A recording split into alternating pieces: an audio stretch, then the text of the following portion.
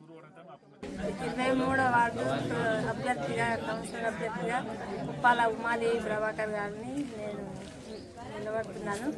మీరందరూ గత 2 సార్ల భారీ మెజార్టీతో గెలిపించారు. ఆ 10 సంవత్సరాలు మేము అనేక సౌకర్యాలు చేసినాము. ఇక ముందు కూడా ఈసారి ఇంకా భారీ మెజార్టీతో గెలిపించింది. మీకు ఇక ముందు కూడా మీకు ఏమేమి కావాలో అవన్నీ సౌకర్యాలు చేస్తామని పాటిస్తున్నాం. 23వ వార్డు అభ్యర్థిగా ఉమాదేవి ప్రభాకర్ గారు మరి కాంగ్రెస్ పక్షాన మన నరసింహరావు యొక్క ఆశీస్సుతో నిలవడం జరిగింది. మరి నాకు ఈ 23వ వార్డు 10 సంవత్సరాల నుంచి సుపరిచితము.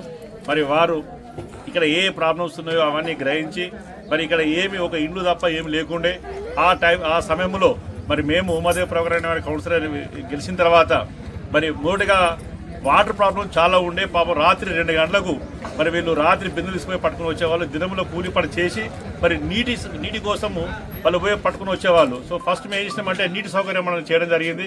మరి అలాగే శ్మశాన వాటిక లేక మేము రాకముందు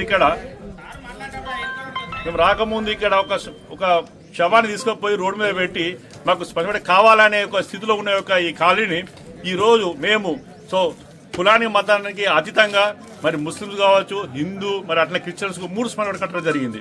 అలాగే ఇక్కడ దేవాలయం కూడా మనం వేసంగుట్ట ఎంట్రెన్స్ ఉన్నాయి. అక్కడ ఎంట్రెన్స్ ఉన్నాయి.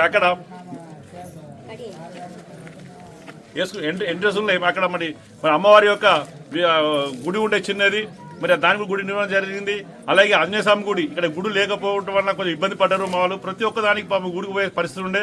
మరి ఊరికి దూరంగా ఉన్నందున 3 కిలోమీటర్ల దూరం ఉన్నందున మరి ఈ యొక్క ప్రజల యొక్క దృష్టి పెట్టుకొని ఏ అవసరం ఉందో అవన్నీ అవసరాన్ని మెల్లమెల్లగా ఈ 10 సంవత్సరాల్లో దేవాలయాలు కావచ్చు, తర్వాత వాటర్ కావచ్చు, అలాగే ఎక్కడ లేని విధంగా ఇక్కడ కాలనీకి ప్రభుత్వ దవాఖానా చేయడం కూడా జరిగింది. అలాగే మరి మైనార్టీ వాళ్ళకు ఒక ఉర్దూ మీడియం స్కూలు, మరి అలాగే ఇంగ్లీష్ మీడియం స్కూల్ చేయడం జరిగింది. తర్వాత అలాగే ఇక్కడ పాపం ఏంటంటే ఈ గర్భిణీ స్త్రీలకు చాలా కష్టమవుతుంది. ప్రతి ఒక్క దానికి ఊరికి పోయే పరిస్థితి ఉండే. వాళ్ళ కోసం అంగన్వాడీ సెంటర్ కూడా తీసుకోవడం జరిగింది. అంటే ఈ ప్రస్తుతానికి ఏంటంటే కాలనీకి ఏదేది కావాలో అవన్నీ నాకు కుటుంబ సభ్యులుగా ఈ ఏసం కుటుంబం ఒక తండ్రిలాగా అన్నలాగా అన్ని గ్రహించి ఏది కావాలో అది మరి ఏం అడగకున్నా కానీ నేను చూసి నేను ఇవ్వడం చేయడం జరిగింది. మిగిలింది ఒకటే రోడ్స్ అనేది ఒకటి పెండింగ్ పడిపోయిన వాస్తవమే. కారణం ఏంటంటే మనకు కరోనా వచ్చింది, బడ్జెట్ లేక, అలాగే ప్రభుత్వం బడ్జెట్ లేక 2 రోజులు పెండింగ్ జరిగింది. మీకు నేను హామీ ఇస్తున్నాను, 1 సంవత్సరం నుంచి 10 నెలల లోపల కాంగ్రెస్ ప్రభుత్వం వచ్చింది. మరి నరసింహన్న దగ్గర మాట తీసుకోవడం జరిగింది. అన్న మాకు రోడ్స్ లేవు, మిగిలిన మాకు సమకూర్చడం జరిగిందంటే వారు మాట ఇవ్వడం జరిగింది. నేను కూడా మీకు మాట ఇస్తున్నాను, 12 నుంచి 10 నెలల లోపల ఏసంగుటలో ఇంచు జాగా లేకుండా, ఇంచు కాలుష్యం లేకుండా రోడ్డు చేస్తాను మాట ఇస్తున్నాను.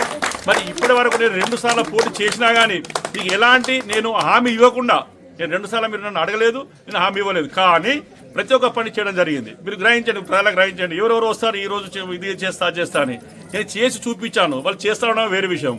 సంఘాలకు కూడా ప్రతి ఒక్క సంఘానికి నేను డబ్బులు ఇవ్వడం జరిగింది.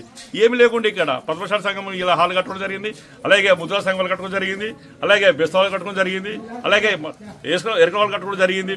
ఇలాగ ప్రతి ఒక్క సంఘానికి ఏదైతే డబ్బులు కూడా అవన్నీ ఇవ్వడం జరిగింది.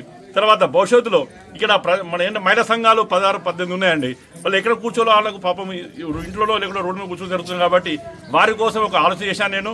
ఇక్కడ ఒక ఆఫీసు కూడా లేదు, ఎందుకంటే ఊరు దూరం ఉంది. కాబట్టి ప్రభుత్వ ఉద్యోగులు వచ్చినా కానీ లేకుంటే ఎవరైనా వచ్చినా కూర్చొని ఇబ్బంది అవుతుంది. కాబట్టి వారి కోసం ఒక ఆఫీసు, అలాగే ఒక హాలు, ఆఫీస్ పెట్టుకుని హాల్ కట్టడం జరుగుతుంది. హాల్ అనేది ఏంటంటే ఈ సంఘాలు కానీ, మహిళా సంఘాలు కానీ, మరియు తర్వాత పురుష సంఘాలు కానీ ఎవరైనా వాడుకోవచ్చు. ఒక ఆఫీస్ ఏంటంటే ఒక ఆఫీస్ లాగా, అంటే గ్రామ పంచాయతీ లాగా, ఒక విధంగా చెప్పాలంటే గ్రామ పంచాయతీ లాగా ఇక్కడ ఆఫీస్ కట్టదలుచుకున్నాను నేను. కాబట్టి అన్ని సౌకర్యాలు మీకు అడగని పక్షాన నేను అన్ని చేసి చూపిస్తాను. ఇన్ని చేశాను.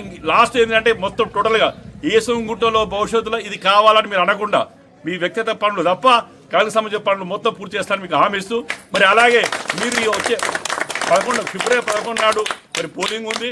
మీరు నేను చేసిన సేవకు ప్రతిఫలం మిమ్మల్ని అడిగేది ఒకటే, అత్యధిక భారీ మెజార్టీతో 33వ వార్డులో ఎక్కడ లేని మెజార్టీ వస్తే నాకు కూడా సంతృప్తి ఉంటుంది. నేను చేసిన పనికి సంతృప్తి ఉంటుందని కోరుకుంటూ మీరు అందరూ మద్దతు ఇచ్చి గెలిపించిన యొక్క మనవి.